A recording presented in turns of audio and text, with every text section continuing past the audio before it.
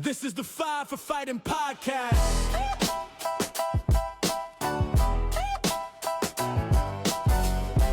This is the Five for Fighting podcast.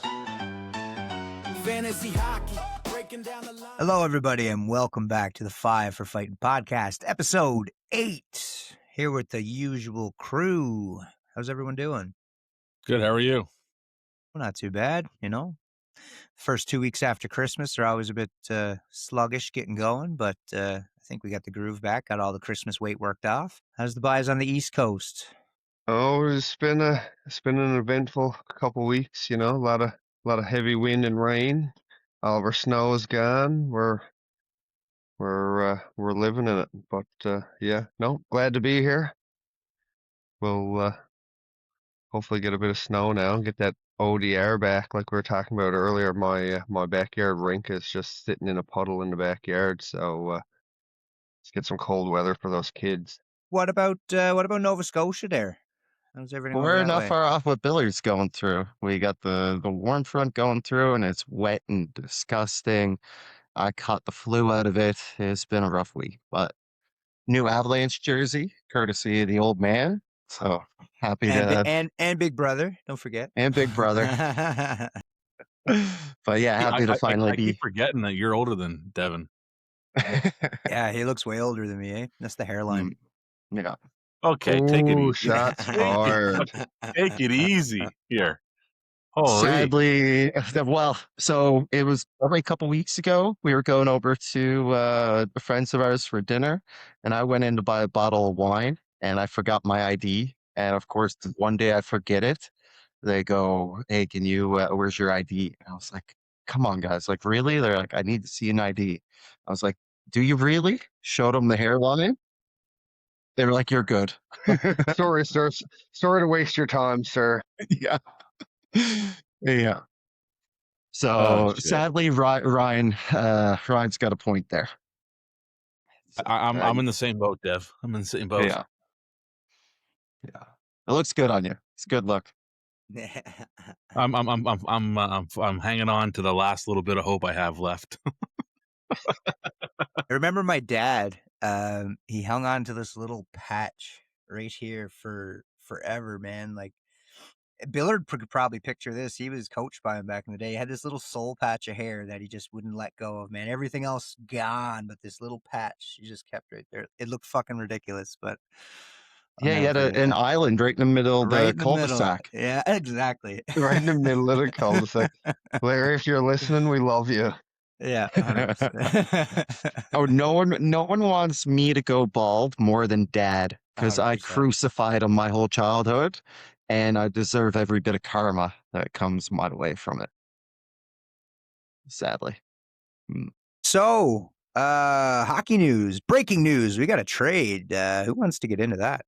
We do. We have a Vegas Golden Knights trade. They have traded for Rasmus Andersson of the Calgary Flames.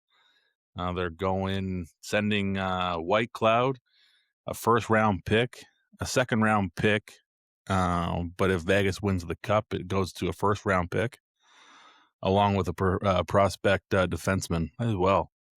And on top of it, Calgary is also retaining half of Anderson's salary. So I mean, that's a pretty big addition to Vegas's blue line, on an already stacked blue line. Once you get Petrangelo back, I mean, it's an even more stacked line. But no, I think Anderson will fit in well. What are your thoughts, Devin? I love it. Like, I couldn't think of a better move for them. I look at their blue line now. It's Lazon, Theodore, Hannafin on the left, and then Anderson coming on the right for where White Cloud was. And they've got Hutton and Korzak for their third pair, and that's with McNabb out. Like, they've probably got the biggest and most well-rounded decor in the league. To do that while also actually saving money, because White Cloud went out at 2.75 mil, and they're getting Anderson back at just under 2.3. So they saved about $500,000 off that trade, which is very impressive. It is, and you're also looking at it as, like you said, they saved the money on the trade. They upgraded their blue line. McNabb's out. Like I said, you got Alex Petrangelo out as well. So I mean, once you get those boys back, I mean, your third line defense core is gonna be better than a lot of current NHL teams' defensive line. Yeah. I don't know. And the thing is, everyone was saying, well, it's a lot to give up for Anderson and this and that. Vegas isn't looking at draft picks as something that they need. They're looking to win now. They did that with the acquisition of Marner, and they're doing it now with the acquisition of Anderson. And I mean, with Hill back now as well. Carter Hart's out right now, but I mean, get Carter Hart and Hill back as a tandem there. Vegas is going to skyrocket through the ranks here, I think. They're already there. They're top of the Pacific right now. Yeah. Yeah. They're number one in the Pacific, and they've won 7 in a row. They're buzzing, and they go and do that. They're finding their game, and they look great. I think they're going to be dangerous, man. They got him for, they gave up a lot, but in the moment, they're going to benefit for sure. Like I said, he's an elite player. He'll probably fit in pretty nicely on PP2 there. I can't see him taking Hannifin's spot right away. He might, but he's definitely going to get He his is on looks power in. play too right now. Yeah, right on. I got the breakdown on shout out to Daily Faceoff. But I got the breakdown right now. It's Theodore and Anderson on power play 1. Yeah. Actually, there's no defense currently sitting on power play 1 unit for Vegas. No, that's right. I forgot about that. They do have the They got 5 Mitchie Marner and Eichel forward. in the back. Yeah. I noticed that a couple of weeks ago when I was looking at Noah Hannafin. I was wondering where he was slotting in. But few teams I've seen do that over the past couple of years. Well, it gives them that versatility, right? Like you've got Hannafin and Anderson. Ironically, both came from Calgary, or coincidentally anyway. And you can use them interchangeably with Hannafin being a lefty and Anderson being a righty. They both have offensive upside, but are also defensively dependable. So you can kind of move them about the lineup and mix and match depending on what your needs are, certain playoff matchups. I love it. It gives them a lot of creativity in that lineup. So I'm Absolutely. currently looking at injuries for Vegas right now. It's Pietrangelo, Brandon Saad, William Karlsson, McNabb, and Hart. Like, the guys are buzzing without those guys right now. Pietrangelo's not going to be back at all this season. I don't He'll believe, be is back he? to the playoff. But yeah, well, they'll have to make a bit of room for him, I guess. That's where I guess the 50% retention is a huge plus Huge. for him going to Vegas. Now, whether or not he re-signs next year in Vegas, I don't think they really even care about that. But in the moment, they'll take it and run with it. Yeah, because the rules have changed for the playoffs this year, right? You have to be cap compliant for the playoffs, Yes. correct?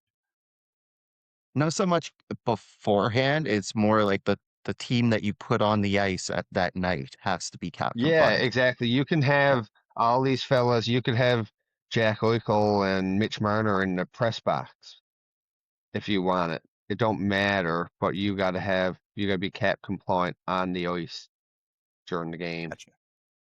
Right on. So yeah, it's Yeah. makes it a bit more, I guess, fair, if that's the right word. Harder to What are your thoughts circumvent on it, the cap Ryan? Or rules. you just said that he's not going to Toronto? Well, something else I was looking at there, and I wanted to get into with you guys on a different side of it. I noticed with Vegas they got 12 overtime loss points, and I noticed a couple other teams got significant overtime loss points. I wanted to get your thoughts on the overtime loss points. Do you think the NHL should stick with this method, change to a different method, or go to an older method? Because I'm of the opinion we should be a 3-point system. Yep. Absolutely. Winner outright gets 3 points, or if it goes to overtime and you give out the loser point, well, then you take it from the 3 points. The winning team only gets 2, losing team gets 1. I like that. I like the 3-on-3. I like the shootout. It's it's entertainment, but I wouldn't say get rid of that. I'm not that much of a traditionalist. but I would like to put in that 3-point rule and make that outright win worth something. Mhm. Make it worth beating a team in 60 minutes and not going to overtime or not winning in a shootout. And yeah, Vegas. It was out a couple of weeks ago, right? They're tied with Toronto in points. They're just a couple away from Toronto, and they're first in the Pacific, and get the same amount of wins. They got like Exactly. double the overtime losses. Toronto got 8 and Vegas has 12 currently. Colorado was running away with overtime losses early in the season too, but they leveled that out a little bit now. A little bit, but you see it with a lot of teams where it'll be the last 5 minutes and it almost feels like they just kind of let it go to OT. So I love that Mhm. concept of, fight down to the last 60. And then once you get the OT, okay, whatever, it's a point either way, no biggie. But I love that push. Just try and get the most out of every game. I'm Absolutely. looking at the standings right now, and I mean Colorado currently sitting at first overall in the league with 74 points, but Tampa Bay and Carolina are sitting at 64, and then you have Dallas, Minnesota, Detroit, Montreal, Vegas, all within 3 to 4 points of that second spot in the league. I mean, that's pretty crazy. Mm. You'd see a much larger separation, and you'd see, like Devin said, or you see guys kind of shoving it in to go to overtime. You wouldn't see that anymore. You'd fight right to the end trying to get that extra point out of it. Yeah, like if you're a team like Montreal, for example, who is notoriously good 3-on-3 this year, and they're playing the team, they're say Dallas. They you might not want to overextend 5-on-5 where you might be getting beat to the puck, but 3-on-3 where you're a bit more comfortable, you put your fast guys out on the ice.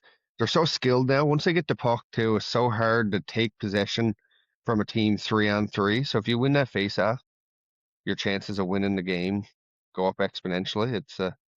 I love that run and gun 3-on-3, the back and forth. Unless you're Austin Matthews and you skate faster to get off the ice than you do back checking your boy Jack Eichel. Love that. But yeah, the 3-on-3 is good. I lost where I was going with that.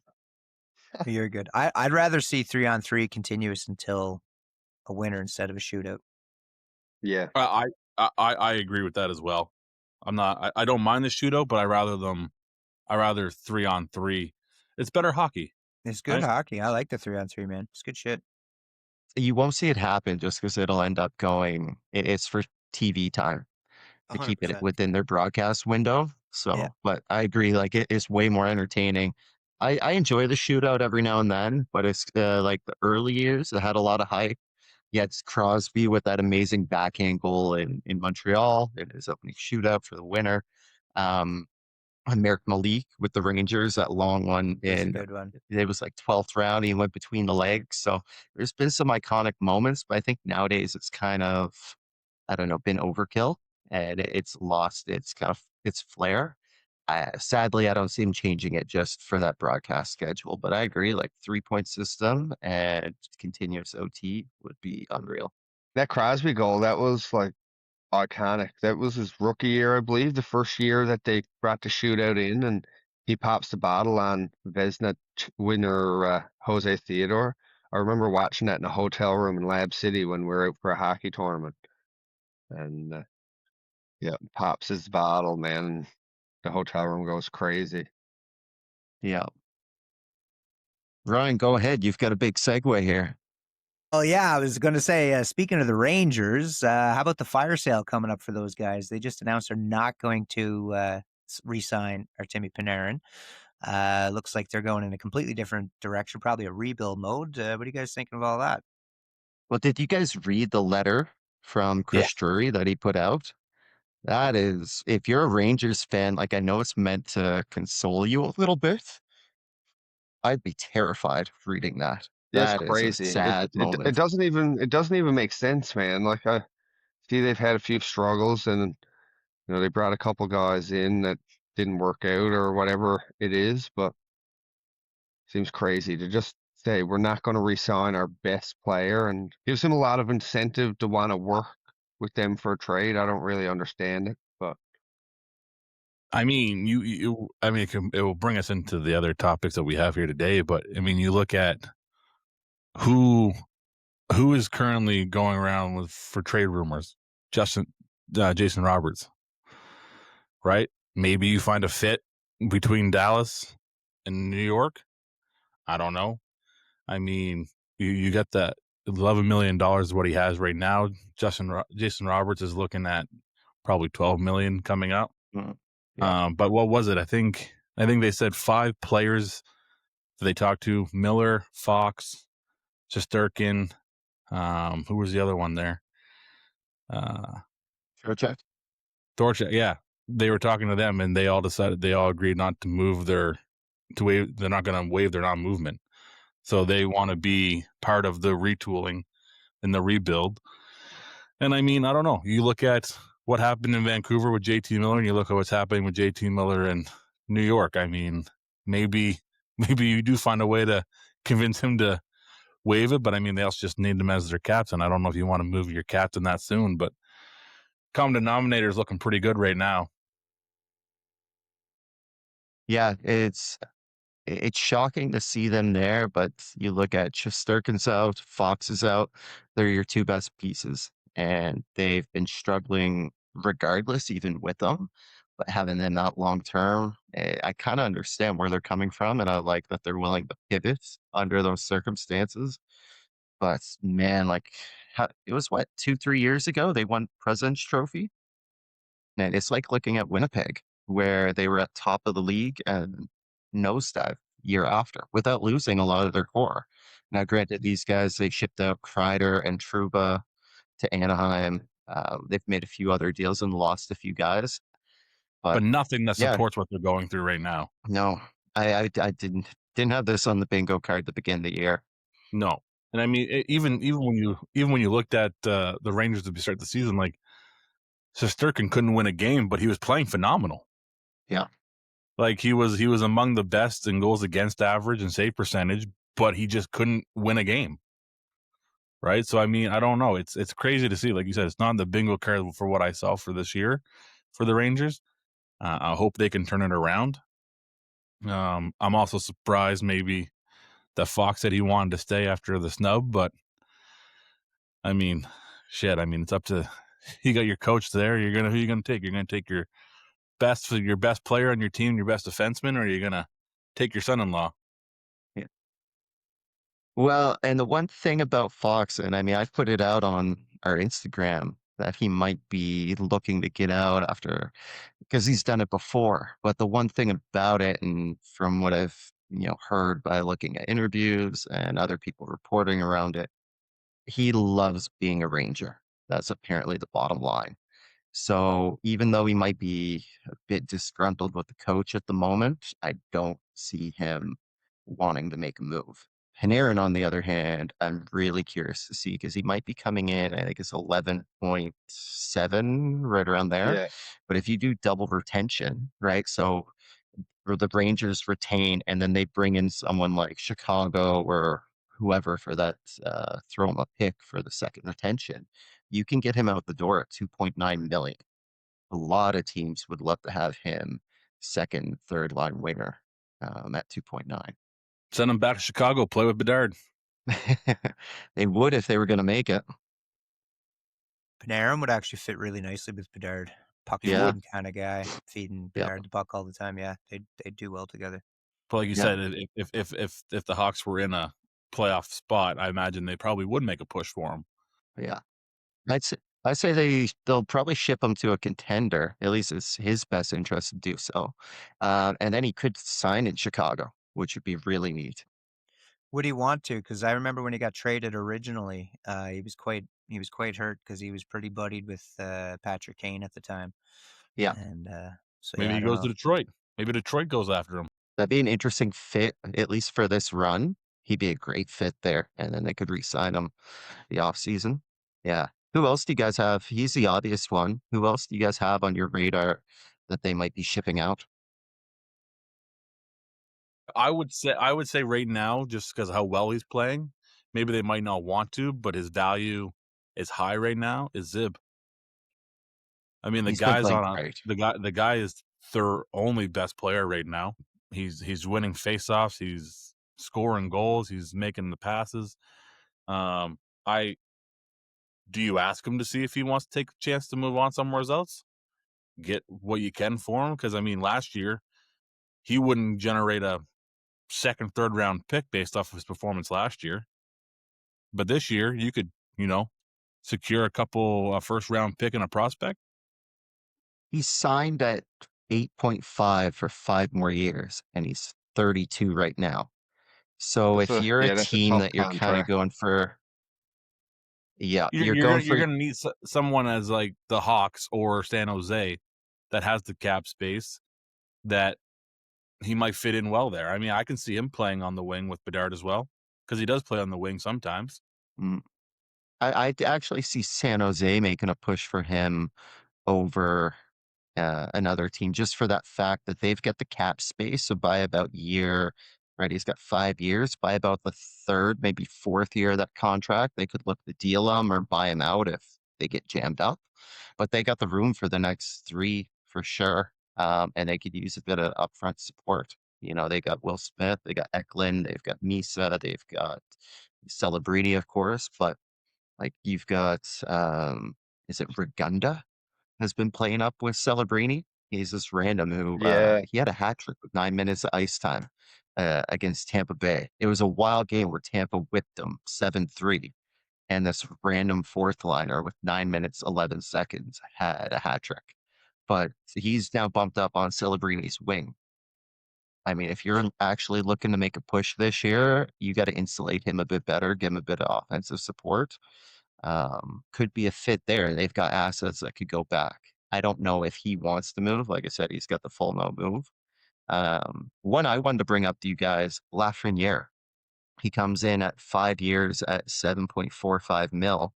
He's a young guy for first overall, but he's only got 28 points in the last 49 games this year. I have him as part of a package deal to Dallas for Robertson. Nice. Okay. I have him, and I think it was if they were serious about acquiring Jason Robertson, I have Lafayette, and New York has 2 first-round draft picks for this upcoming draft.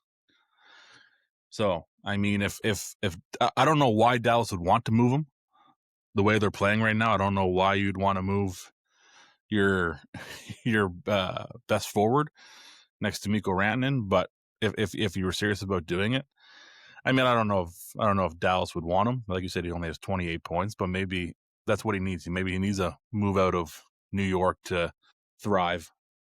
You know where I think he would do well? Believe it or not, I've seen a good theory on it.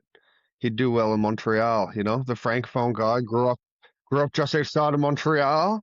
Send him home. I don't think I wouldn't want to see it personally, just from his body of work since he's been in the NHL. But I did see a theory going around about that. But I seen another one for Robertson to Montreal, which I also can't really see happening. It would be nuts, but Robertson for Line Kapanen, Reinbacher, and a couple of picks. Jesus And, Christ! But yeah, like I said, Line is out the door regardless at the end of the year, I believe. I can't see Montreal re-signing him again, but he's up Is on he the still trade injured? block too. He is. He Yeah, had I think surgery. he's projected to come back. I think maybe next month or March, perhaps. But I think he's almost finished up with his Fortnite series. So once he gets through that, he's ready to come back.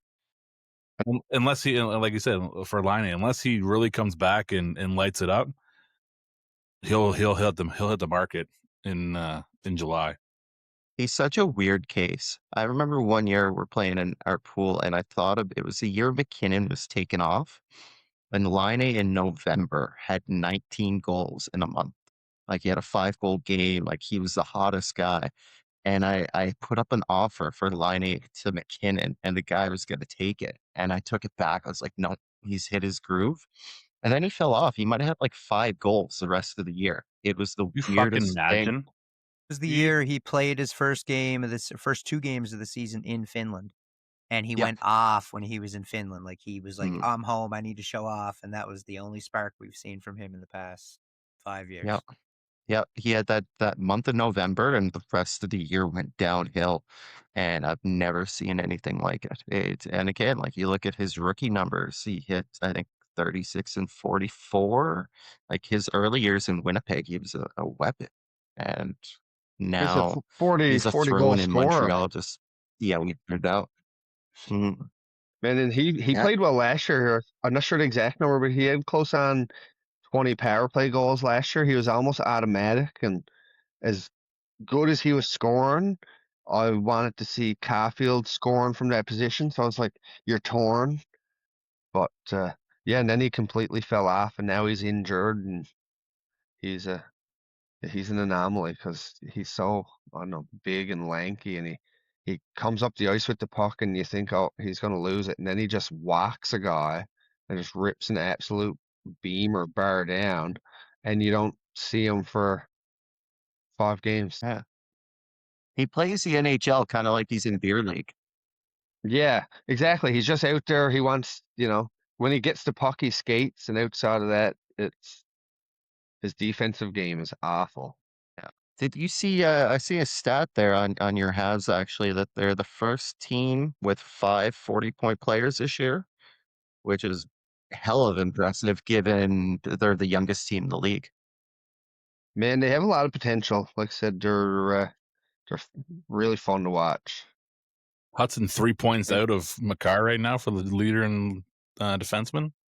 Yep, he's doing it, man. If he keeps up his pace, if he even matches Makar, he's going to make a case. Just even because of voter fatigue, he'll get sick of Voter giving fatigue. Makar the trophy. Give it to somebody else. You're not wrong. I think that's the only reason Quinn Hughes got it. That is true. Like, Makar is the best defenseman in the league, and I don't think anyone will ever argue that, but you give the same guy the same trophy year after year, it becomes a bit irrelevant. But I mean, it's yeah. the same. I mean, you can look at the same thing with, like, obviously the Calder goes to a different player every year, but I mean, every article I read, it's Schaefer is going to win the Calder. Schaefer's going to win the Calder. But I mean, if you're looking at rookies right now, fuck, man. I mean, Demidov is fucking killing it. I'm leaning Demidov now, man. He's unreal. His vision out there, his hockey IQ, it's crazy. Yeah, it is. He's unreal. He's going to be a 100-point player, I think. He scored a hat trick the other night as well. Yeah, he's 10 points on. Or got Schaefer 3 right assists. Sorry, got 3 assists. He's 10 points on Schaefer right now. For the rookie scoring. The only Schaefer is a defenseman too, so exactly. Schaefer's a defenseman. That's the big difference. But no, I get that. And he's moving the needle for his team. Like, he is. Look at New York last year versus a look at them this year. Whereas the argument for Montreal is you've got Suzuki and Hutson carrying it, and Caulfield. Yeah. That second line, man, Demidov, Slafkovsky, and Kapanen, they've been really moving and finding their stride, and I think since they've been together, that's when Demidov has really kind of made his case. He's still, what was it, Bennett Seneke? He's still in the running there too. I think he's only 2 or 3 points behind Demidov He's right 38. now. He has 38 points. He's 3 points behind. Nice. I know we were talking about Suzuki being one of the most underrated players in the NHL, but another underrated player because there's been more eyes on the New York Islanders this year, and I've ended up watching a few more games myself. Matthew Barzal is a hell of a hockey player. We just all shit talk him in our fucking fantasy league because I know. He fucks anyone that has him, he fucks him. He's fantasy kryptonite because he's an assist guy, but he's a hell of a hockey player, man. Yep. He's really good lumberjack too. But isn't that what you want to see from a player on your team? Man, absolutely. I love to see it. Actually, it was I mean, right up my yeah, no. alley. Just Yeah. what is how I it, played Marchman or hockey as well. Meachman? What is it? Is it Marchman? I think it was Yeah, Marchman. Yeah. I mean, it couldn't have given happened to a better guy. I had a just fucking. given Phil Kessel. It was like a drug deal went wrong. He saw him out there on the ice and just fucking took it right out of him. But that's it, man. Fellas will think twice. And Barzal is a small guy. He's not going. Not say he's not going to drop the gloves, but no one's really probably threatened by him dropping the gloves. But you're going to know. Don't fuck with our guy, or we're coming after you. That's So no, I like to see it. that's what it was. Like you When said, Barzal. when their superstar goes and does that, and the big dirty two hand. Love it. Bill Kessel on John. Was it John Scott? Bill Yeah. Kessel. Yeah. Yeah. Yeah, and I mean, and then you see Patrick Waugh's statement about it. He's like, we're never gonna get mad at a guy for sticking up for one of our own. No, No, that was absolutely. good. I love And Patrick Patty Waugh. Waugh, who threatened Mikko Rintanen with a death threat after the hit on Next Romano. time you come to New York, you're not leaving. Yeah. I'm shocked that he shared that sentiment, Zach. Yeah. Oh, Yeah, he God. was Yeah, he was no. always known as, when he was playing, as a really cool-headed guy, right? I'm pretty Yeah. sure. Yeah. Yeah, even Yeah, no, coaching, it wasn't like he tried to fight Bruce Boudreau in his first game as a head coach or anything. I don't know if this is his first, but they're playing Anaheim, and you see him shaking the glass at Yeah. Bruce Boudreau, and Yeah. it's Patty Waugh, who's a pretty, at least muscular, strong, big Oh, man. he's in great shape for a big. And you got for an older dude, yeah. Bruce, who is a marshmallow of a human being. Yeah. So speaking of goalies, how's the Oilers doing with their goalie back now, Zach? I mean, I'm not. When you look at how Stu's been playing in Pittsburgh, I mean, fuck. I don't know if he just, the pressure's off him, because I don't know if Pittsburgh, they're not really in the race right now. I don't know where they are in the standings or not, but I don't think they're much in the race right now, are they? Not They're the third pressure in the like they Metro. have in Edmonton. Not the same pressure they got in Not, Edmonton. but not the same pressure that Edmonton has. So, I mean, so he's finding his stride there. I mean, Jarry, he went 3-0 in his first 3 games with the Oilers. Then he went down to an injury. Ingram came in. He stepped it up to the point now that we missed the deadline to send him back down. So now we're running 3 goalies to at least the Olympics. We'll see how it goes. Like last night, Pickard and Jarry traveled for the away game. Ingram stayed back as he's starting tonight. So we'll see. I mean, Jarry posted a 31 save shutout last night. I mean, you guys are gonna say, "Oh, it's because he played Vancouver," but I mean, still faced 31 shots. I watched that game, and your Oilers ran over them. They did second period, man. It's fucking 6 unanswered It goals. was just wah, wah, wah.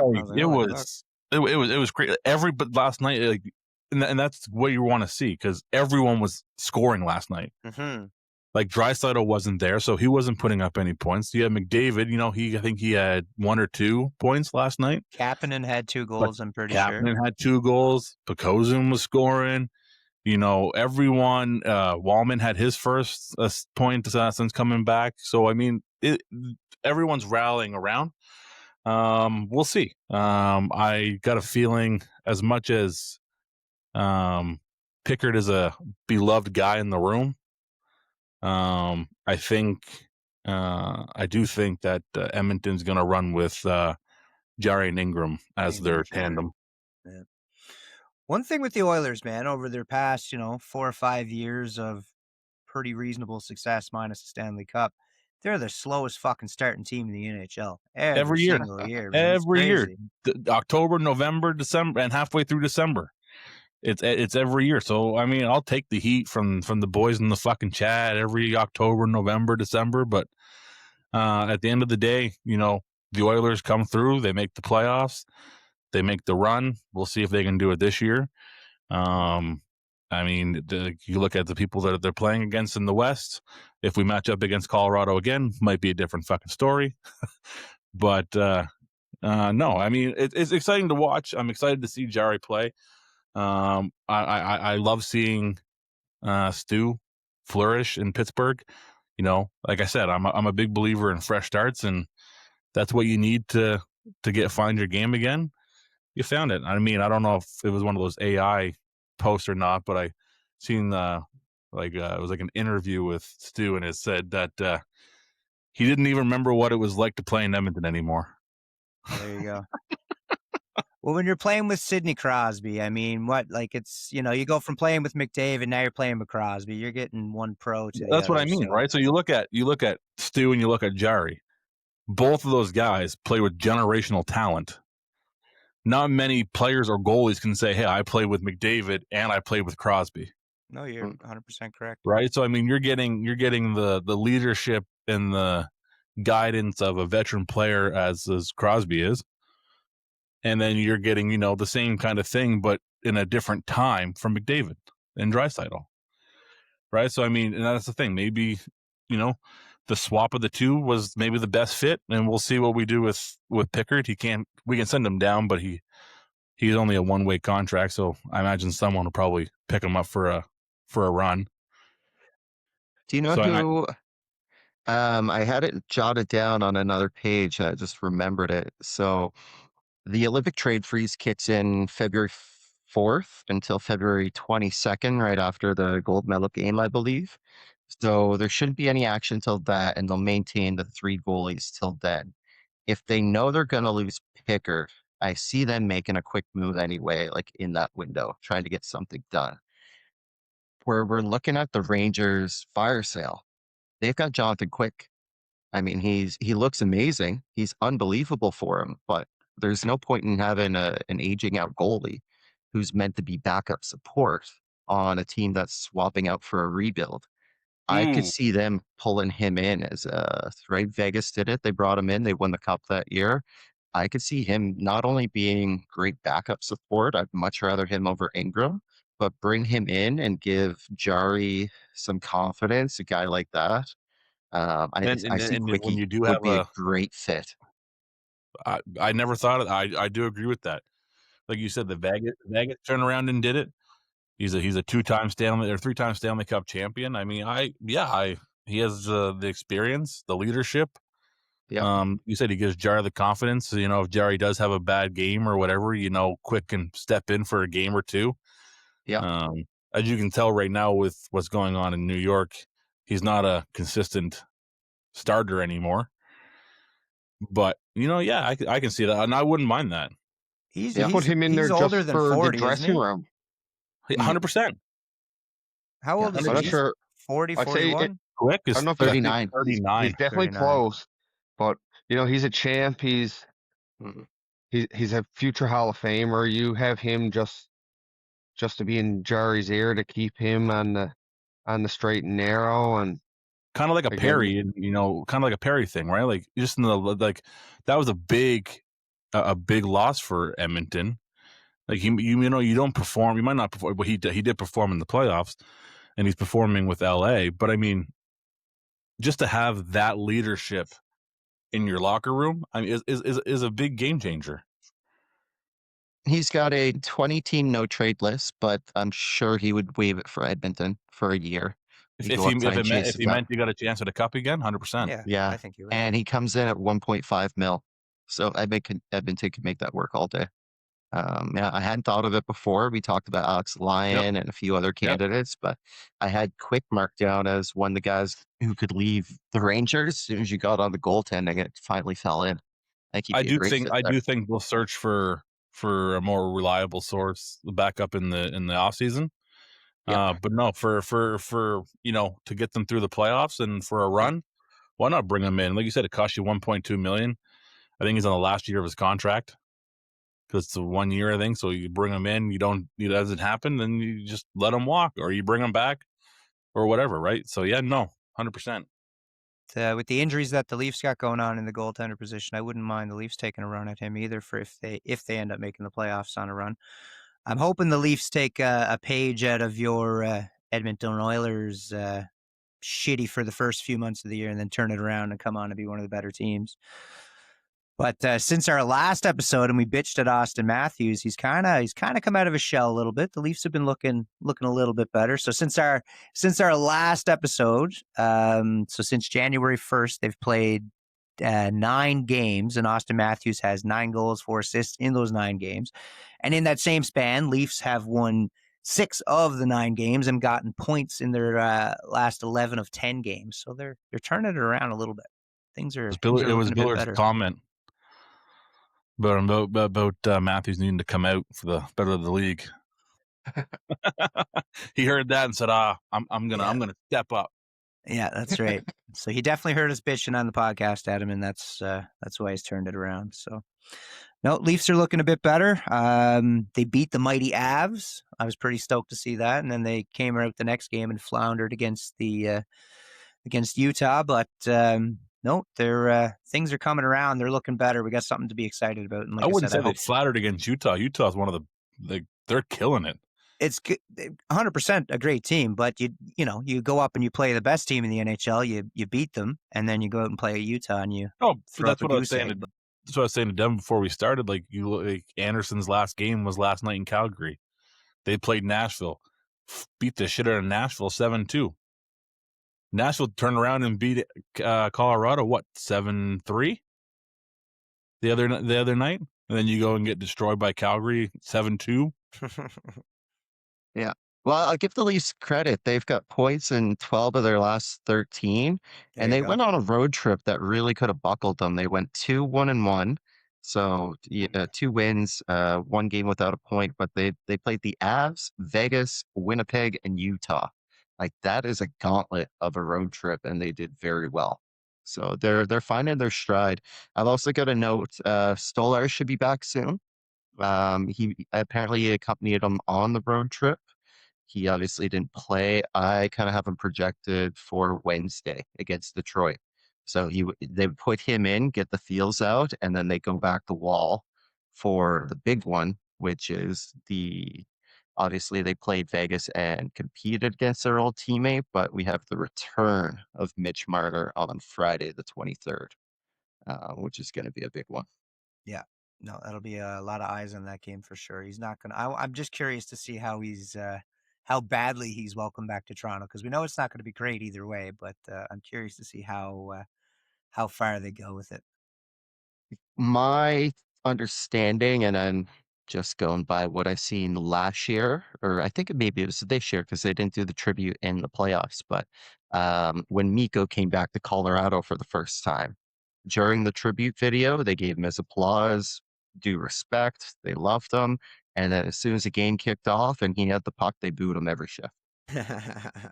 I thought that was fair. I can almost see the Leafs fans not even giving him his due respect. I wouldn't be shocked, man. No, the way he left and under the circumstances that he left, I wouldn't be shocked at all.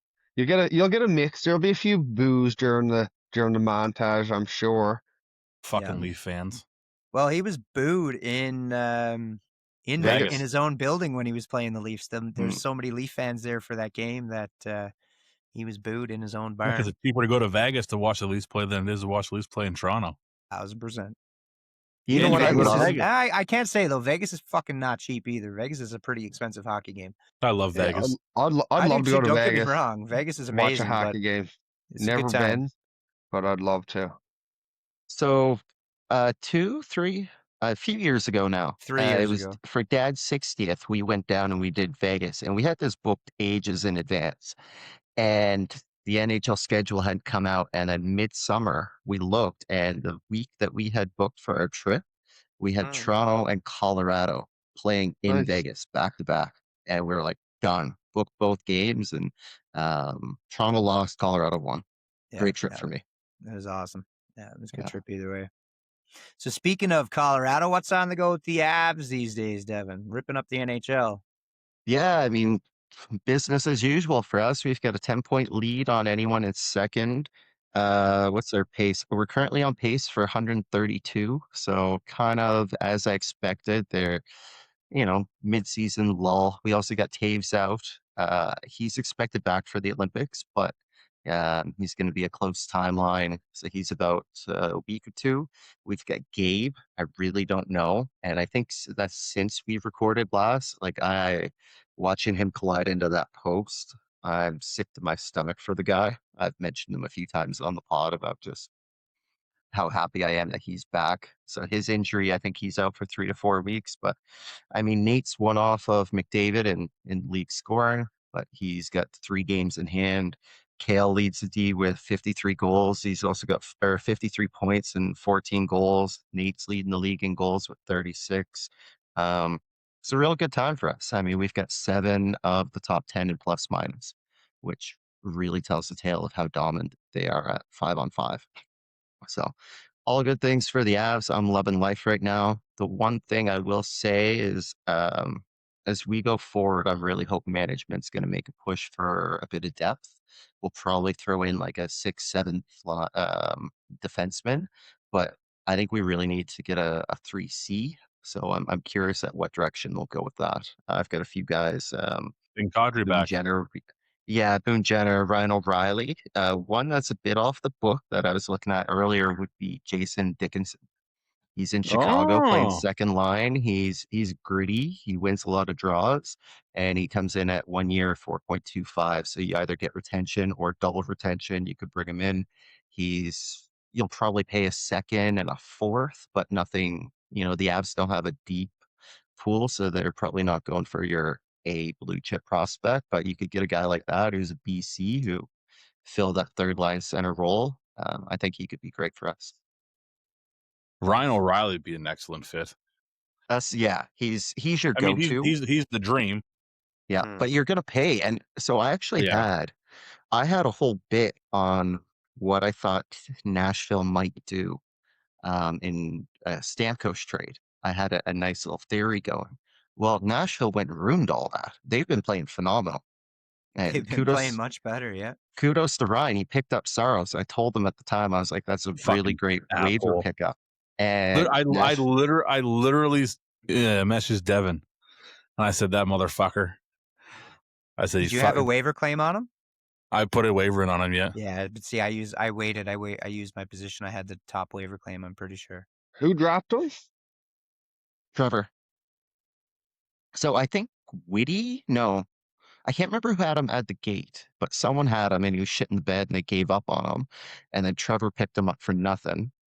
And then he had to clear him out for whatever reason. I think they were going slow. And right at that time, Ryan grabbed him. And they've been playing phenomenal. I think they're 4 or 5 out of the playoff spot. So kind of had them written off, and they're saying, no, we're not going away.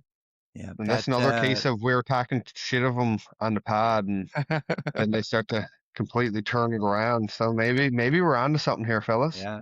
The boys are listening.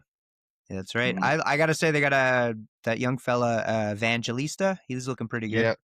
I'm after streaming him. I was streaming him a couple weeks ago. Me too. I used him a few times. Playing well too, but I had to drop him as it goes. But yeah, good pickup for our league where we got the ELC clause. Would be a good one to look at for sure. Yeah, I traded mine.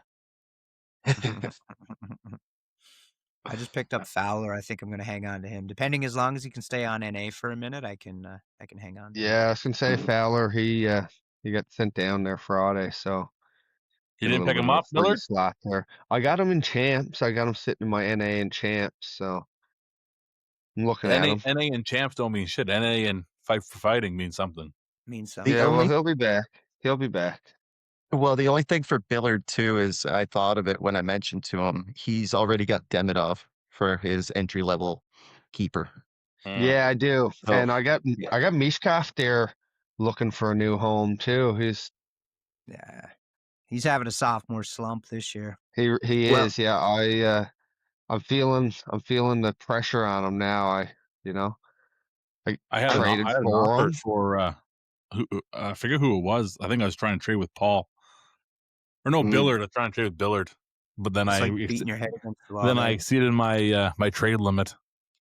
I think I traded with Dev for him. Is that this fetch trade? Yeah, looking nice for me now. I got really impatient with him early in the season and was looking at a few picks, but Svetch has been on fire lately. He has been. But He had a he's hat trick the other night. Yeah, he's streaky. He's a streaky player, but when he's on, man, he's on, and he's a The one good night I hockey benched player. him. The Yeah, one night. you- I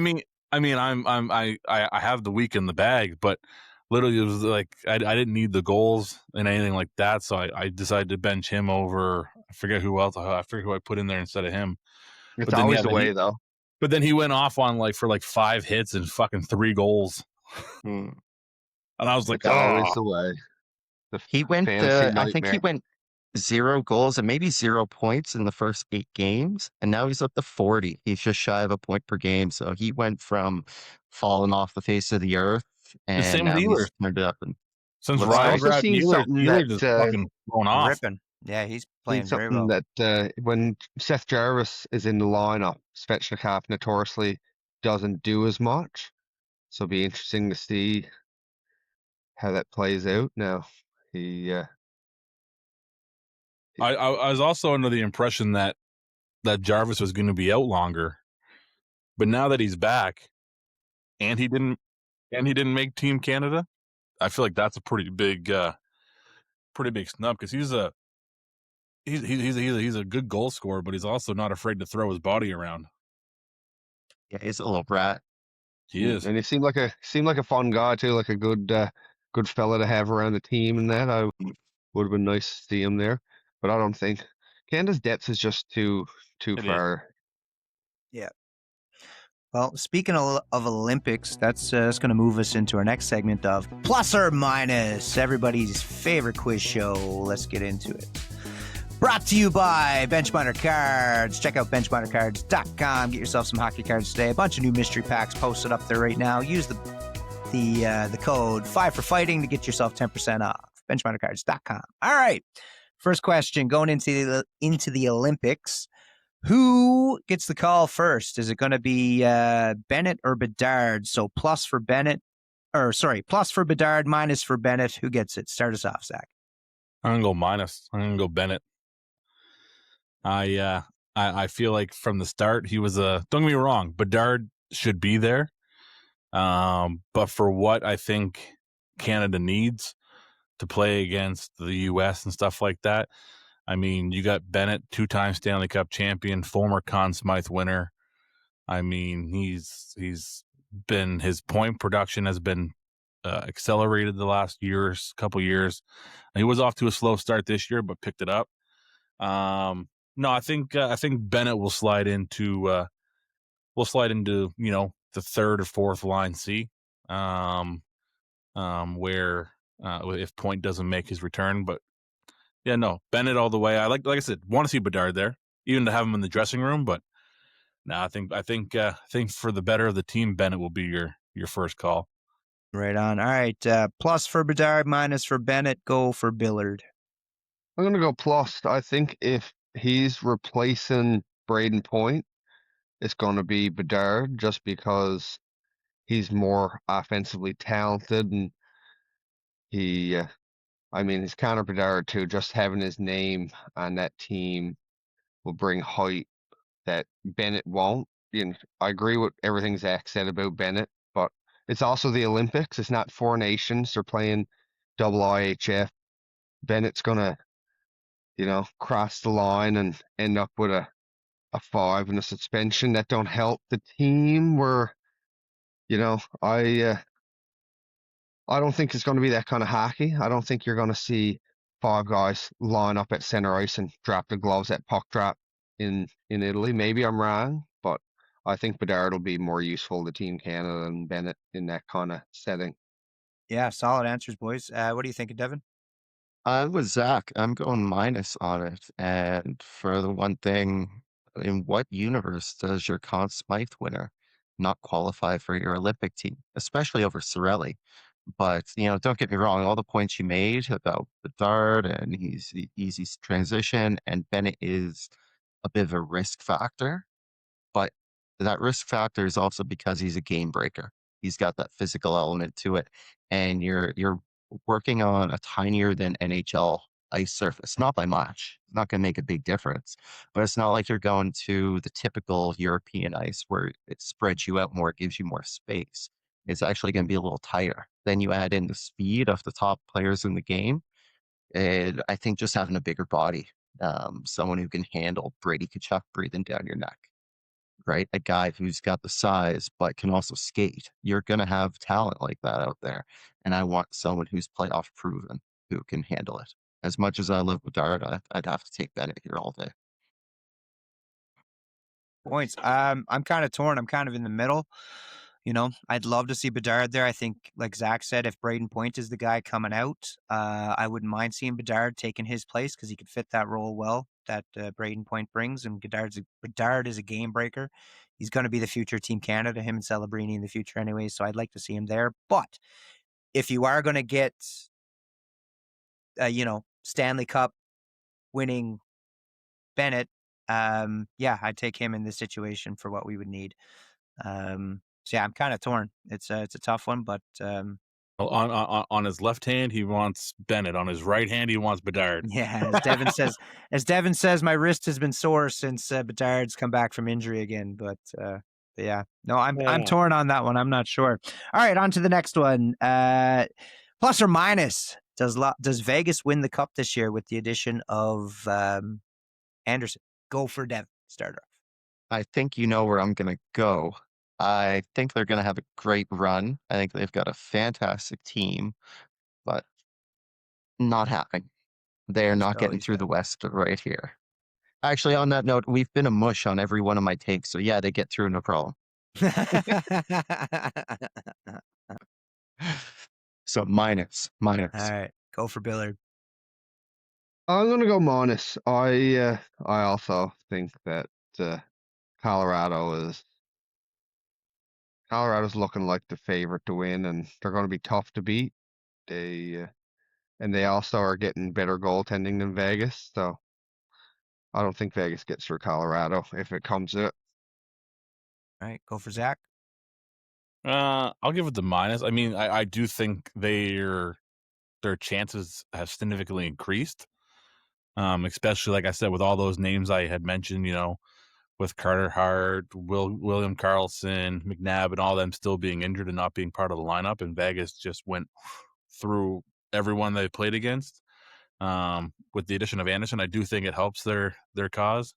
But as much as I hate to say it, it's going to be pretty next to impossible to beat Wedgwood and Blackwood if they continue to play the way they're playing in the regular season and the playoffs. Very good. Well, I'm going to be the heel again. I'm going to say yes, they make it all the way to the Stanley Cup final against my Toronto Maple Leafs, and then we get to beat Mitch Marner in the Stanley Cup final at home, Game 7. I will, if that happens, I would never let you live it down, or anyone in our fucking group chat, if Marner, Game 7, scored the OT winner. Can you fucking imagine? That would be a new chapter of low for the Toronto Maple Leafs. Because they're writing fan fiction again. Oh man! Because what is it like? Every player that's left Toronto has won a cup. They have, not every, but a lot of them have. Yeah.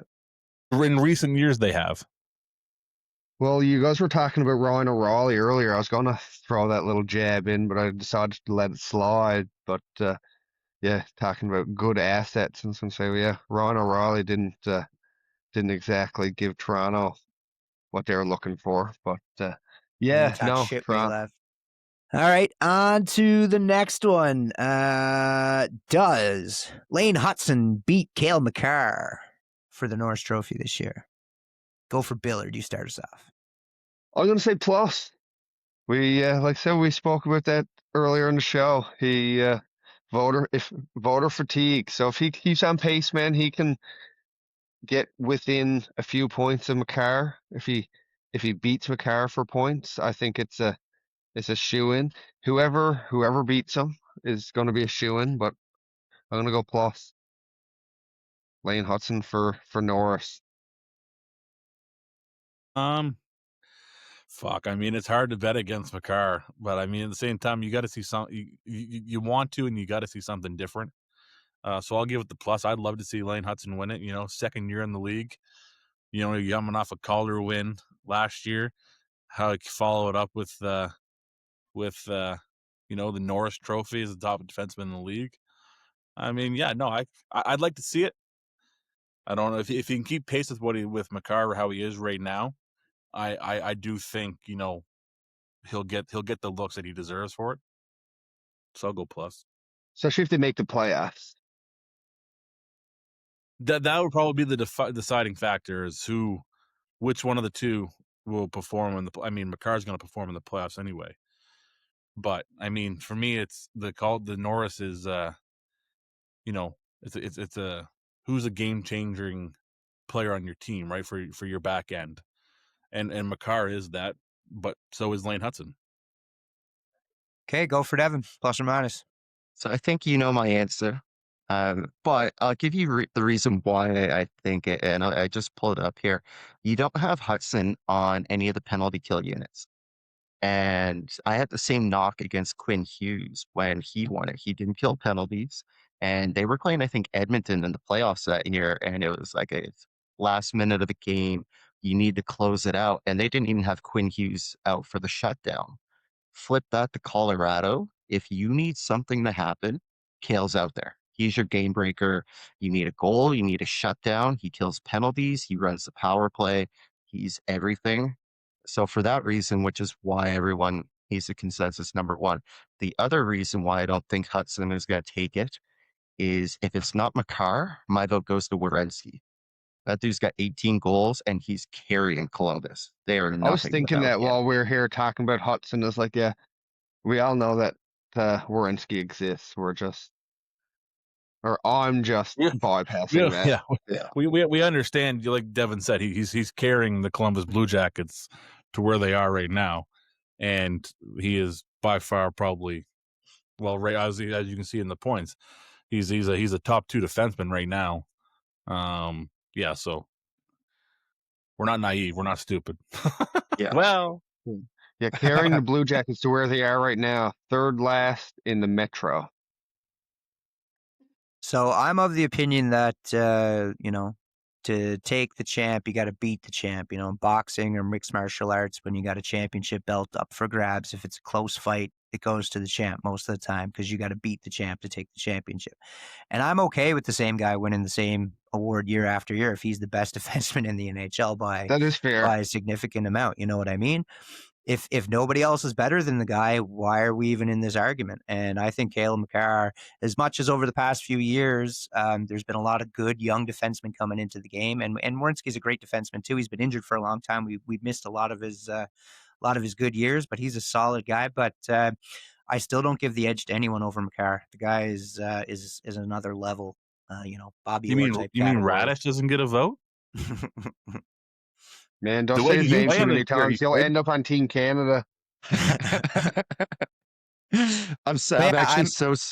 With our audio issues last pod, Billard had a clip on Radish. It was one of the best one-liners throughout our history, and we had to cut it out. Yeah. Still bitter about that. Man, some of our listeners at home made a comment about that. They noticed that I wasn't. They asked me why I wasn't around at the beginning, what was going on, and said we were having technical difficulties. So yeah, they're only looking for ammo, but they're looking. So that's what I said. A view is a view, but make sure you like and subscribe. It's funny you bring up Radish because I put a note down on him. I mean, the guy's he's making $975. He's playing. He's making $975, and he has one more point over Quinn Hughes. He's got 7 goals. Tampa's a wagon too. Injuries galore, and just man. Are they 9 straight wins now or something? 7 straight wins? Like they're 9-0-1. 9-0 in their last big win streak.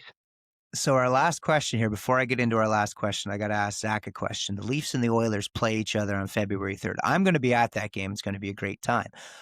Do you care to put a wager onto that game? I actually messaged Devin about his ticket. I was going to say, do you want it? I'm still trying to sell it. I'll let you know. I got that's during the week, isn't it? I think it's a Wednesday. Yeah. Yeah. I'll let you know here shortly, but throw a nice 20 on it. Fuck yeah, why not? All right, shakes on her, buddy. We got our witnesses live, so we got a 20 on that game. So going into our last question for plus minus of the day, who finishes higher in the overall NHL standings? Do we got the Leafs or do we got the Oilers? Go for Zach. I'm going to take the Oilers all day. I mean, right now they're sitting tied in the league in points. The Oilers are up 1 game, so technically the Leafs are above them right now in the standings. I think it was they both got 56 points, but the Oilers are 24-17-8. The Leafs are 24-16-8. But no, I'm gonna take my Oilers. I mean, Jari, he's coming around. He had a good game last night. He put a few of those together as well.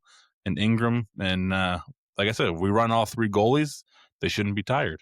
So hopefully we can get good production at all 3. But no, I'm gonna take the Leafs. I'm gonna take the Oilers on it. Ooh, Freudian slip that time. We'll edit that out. But no, but not to skip Billard or Devin. But what's your take? Your plus minus, obviously. Obviously, I'm going to take the Leafs. They've been turning it around lately, so hoping it's going to continue. And I'm going to, like Devin says, any of our takes on this are wrong. So the Leafs are going to suck the rest of the year. But no, I think they're going to keep it going. I hope they're going to keep it going. We're going to see a nice push into the playoffs here to come up at the end. And I think they're going to finish higher than the Oilers. So. Go for Billard. I'm going to go minus. I don't think that. I think Edmonton will finish higher in the standings just simply because they're in a bit of an easier division. I feel they're. I don't know what the schedules now for after Christmas are like for them, but I feel it's got to be a little bit easier, and just because the division is not as skilled or not as deep. Like you look the at the bottom ranked Atlantic teams now. in the West. The bottom ranked teams in the West are in rough shape, and you guys get to play those guys a little bit more than we do in the East. Yeah, you look at the Atlantic now with like Edmonton with Detroit, Montreal, Boston, even Buffalo now. They're all batting above average, and you Buffalo's got been playing great. the 2-time Stanley Cup champs and the Leafs sitting at the bottom of the league or at the bottom of the division. It's going to be a tough hill from the climb. So I think they just got a harder road to get there. So I'm going to go with Edmonton. Yeah. And Devin. Billard kind of took my spiel very much like I look at it. You've got Ottawa, Florida, Buffalo, all at the bottom with Toronto at the Atlantic. And then if you go to the Pacific, you've got Anaheim, LA, Calgary, and Vancouver. Just how it, again, don't know the schedule exactly, but assuming you're going to get more games of teams like that versus what Toronto has to go through. I mean, the Atlantic right now, it feels like every night you're winning just to keep pace. Like everyone is going off on a tear at the moment. So tougher division. They're going to be in a grind. I think both of them get through. Really pulling for that. I love seeing the Leafs turn it around. But I think Edmonton will be higher up by the end of the year. The Oilers-Leafs game is the last game before the Olympics. Yes, it is. You're correct. Yeah. So, yeah. That'll be a good one. All right. So when is that? That's February 3rd. Coming up the once. Yeah, I can't wait for that. My work has season tickets. We get some pretty fucking sweet seats. So they gave me the Leafs game. I'm pretty excited. I got to buy the receptionist a gift card for not fighting me on getting the Leafs game because she's a Leaf fan too. So it's going to cost me a Starbucks gift card. Poor thing. Yeah, Yeah. Ryan got tickets for Mom. So that was our Christmas gift to Mom. The only thing is he didn't tell me we got her that. So I go on computer one day and I buy a ticket and I shoot him a message going, "Hey, I got Mom a ticket if you want to go half." So he goes, "So February 3rd game?" I go, "Yeah." He's like, "I already got tickets for it." So, Fuck. Man, you guys know your mom well, anyways. Because Yeah. if I know your mom, she is a diehard Leafs fan, from what I remember. 100% diehard. Mom Leafs got fan. 2 tattoos. She got the Canada flag over here with me and Ryan's birth dates on it. So very important. And on the other arm, she got Toronto Maple Leafs. Which is more That's her important than the first one. priorities. Yeah. So yeah, no, she's gonna be tickled for that. I'm gonna be tickled for that. I can't wait for that game, especially if the Leafs and Oilers keep playing well as they have been lately. It'll be fun. It'll be good. Can't wait. Well, boys, we're getting to the end over here. We got hour and 10 minutes pumped out. Yeah, it's been a good one. That Don't is, You guys got fall. anything else you want it to does. get into?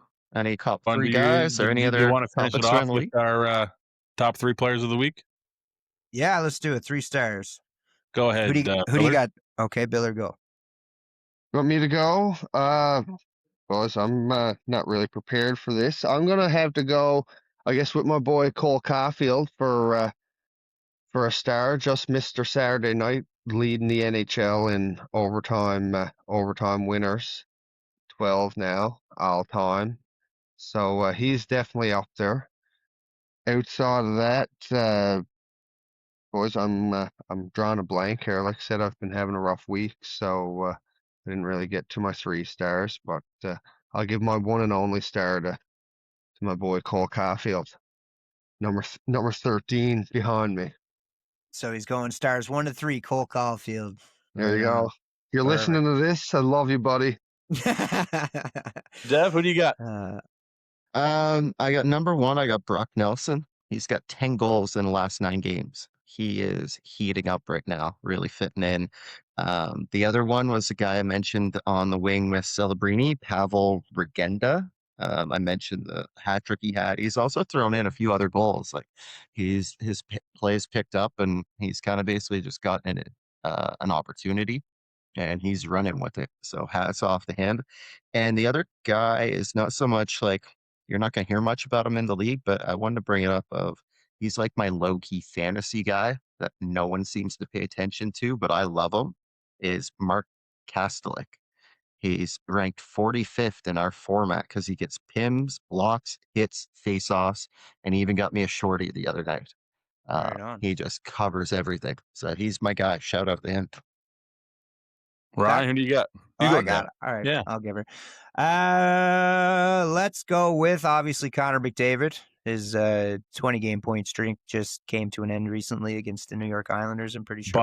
By a fraction of a fucking hair. Yeah. So I got him as my number 1. And he jumped Nathan McKinnon for overall points in the league too by 1. So he's number 1. I also have David Pastrnak on the back of Boston Bruins winning the past, I think they got 6 in a row now. He's been playing great, putting up a lot of points. He had a 5-point or 6-point night. 6 assists. Yeah, there you go, a couple of days ago. So great night. And my 3rd star, my boy on my team, Mark Scheifele. He's one of the only shining lights on a Winnipeg Jets team. However, they have won a couple games as of late after that disgusting 11-game slide. But Mark Scheifele, 3rd star. He's been ripping, playing great hockey. So go for Zach. So you took my first one and my second one. Actually, I went vice versa. I went Pastrnak number 1 for my first star. The guy is as much as I hate the Bruins, he's putting up 22 points in 13 games, and like you mentioned the other day, he had a pretty impressive 6-assist game. So he's my first star, and then obviously second star has to go to my boy McDavid. I mean, you put on an impressive point streak of 20 games, and in those 20 games you put up 46 points. I mean, he was 15, 18 points behind McKinnon in December. Now he's 1 point ahead of him, 6 goals behind him for the league lead. Normally McDavid, his biggest thing is he doesn't like to shoot. He's fucking shooting the puck now, and it's working. So, and then my 3rd star is I'm gonna give a shout out to Billard, Lane Hutson. He's playing excellent hockey. He's running, doing what he can to keep the Habs in there with Caulfield and Suzuki. I think they're currently 8 behind Detroit right now, I think, in the Atlantic. Aren't they? Third in the Atlantic. Yeah. So Tampa, yeah. Right? Is that who it is? Yeah.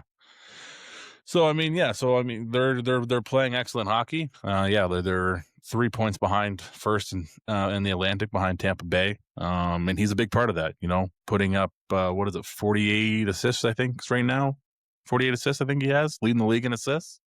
Yeah, I think he got like 50, 53 or 42. 54 points now. He has 42 assists. And leads all defensemen in assists with 42. And then yeah, he has 50 points, so he has 8 goals as well. So 50 points. So no, those are my 3 stars.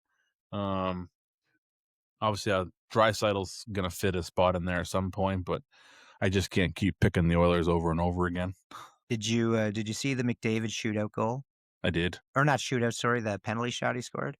I love that little forehand, backhand, forehand move he does, man. And he uses that in game too. He loves that little move. That little Watching him play just going is like on. watching a video game. Oh, it's so sick. It's gross. Yeah. It is like what he does in the middle of a game is like McKinnon's good, and McKinnon might be the better overall rounded player, but Flip when it. it when it when it comes to the skill, I don't think it's matched that well. I like It's pretty gross. McDavid it's crazy to see that guy play hockey. We just witnessed the best hockey from McDavid over the past 20 games we'll probably ever see. 100%. Just going to throw that out there. We just seen some pretty disgusting hockey from that guy, and we took it as a grain. Most of us just take it as a grain of salt, but that was a special 20 games right there from that guy, man. That was pretty disgusting. That was Gretzky-like, and he did it in like with more flair. Mm-hmm. Yeah. I have one complete tangent, but I want to get your guys' take on it because Buffalo, forever, we've been like, they're selling off, who's going where's Tuck going? They flipped the script. They're kind of like Billard. They went from seller and now all of a sudden they're a buyer trying to make a push for the playoffs. And when I look at their depth chart, they've got Samuelson and Darlene on the top 2, but they've got Byram and Power. Byram on the left, Power on the right. But he's a left shot D. And I feel like they need to switch him out for a righty.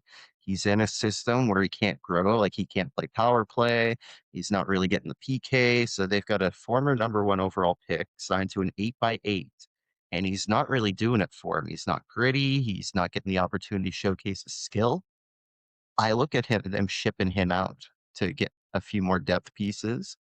Get One of the Morgan guys I Riley had in there. targeted was Philip Bronick in Vancouver. Ooh. What's your What guys' about Dougie thoughts on Hamilton? that? I thought about him. The only reason I discount it is because you would bring him in. I actually like Dougie going to Boston, going back to where it began for him, because they don't really have a true power play quarterback. They've got McAvoy, but they need a true quarterback. Whereas Buffalo, they've got Darlene, they've got Byram, so they don't really need that power play guy. But that's why I like Ronick. He'd be that right shot to fit in perfectly and give them some good defensive depth. It's really interesting to see them go from on the verge of a fire sale to now they could be looking. Yeah, if they keep the run going that they're going, yeah, Hronik is. I've picked him up a few times in my league just because he's a solid guy. Fills out a lot of stats, gets some power play time, gets lots of assists, hits, blocks. Yeah, solid defender. I think it would be and it would be good for Power to kind of, Vancouver's going into a rebuild mode. Does he want to go from one rebuild to another rebuild? I don't know about that, but who knows? I mean, So he what doesn't is have it a here? say in it, so No, then that's fair. But Bronick he's 28, so he's still a young enough defenseman. what I'm getting at with Owen Power, though, on going from a rebuild to another is, are you going to see him flourish if he's sent from one rebuild to another in either capacity, right? I think the only reason I keep bringing I targeted him is just he's in a logjam. Like they've got too many defensemen and specifically left shot defensemen. So he can't really grow where he's at anyway. So why have an $8 million asset who's just going to flounder? Yeah, and, Sorry, go and ahead, you're Zach. and you're going to save $750,000 if you trade for him. And he's signed to 2032. Yeah. So you're getting term, but both of them have no movement clause. Well, boys, I think that's her here tonight. That was a fucking great episode. It was fun. Time does fly when you're having fun, eh? Absolutely. The longer we go, the longer we go too, the longer I got to edit. So, yeah. So yeah, it was great for everyone stopping by. Thanks again, everybody. Hit all those buttons, the like, shares, the comments, and please, of all frig, subscribe. We need the subscribers on YouTube to grow this thing. So give us some love, hit those subscribe buttons, and yeah, thanks for stopping by episode 8. We'll see you next time for episode 9. Take care, everybody. Have a good one, guys. See you, fellas. Cheers, Cheers. bro. This is the Five for Fighting podcast.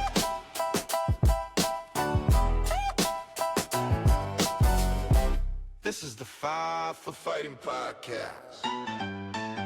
Fantasy hockey, breaking down the lines. Matchups, injuries, hot takes, and trades. No clickbait noise, no overplayed clips. If there's an edge to find, we already checked. Parlays, we got them for days.